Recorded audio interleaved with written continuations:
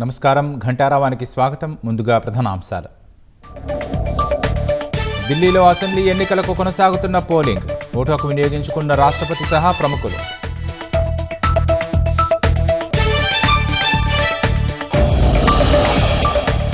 బాపట్లలో TDP office స్థలం అక్రమ రిజిస్ట్రేషన్ కేసులో 8 మంది అరెస్ట్. నకిలీ ధృవీకరణ పత్రాల స్వాధీనం.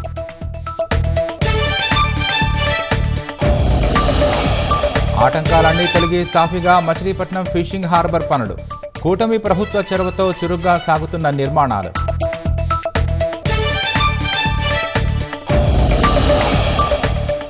గాజాను స్వాధీనం చేసుకుంటామన్న ట్రంప్.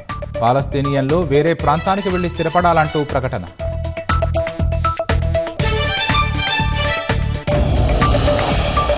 స్వీడన్లో దుండగుడి కాల్పుల్లో 9 మంది దుర్మరణం. నిందితుడిని హతమార్చిన పోలీసులు.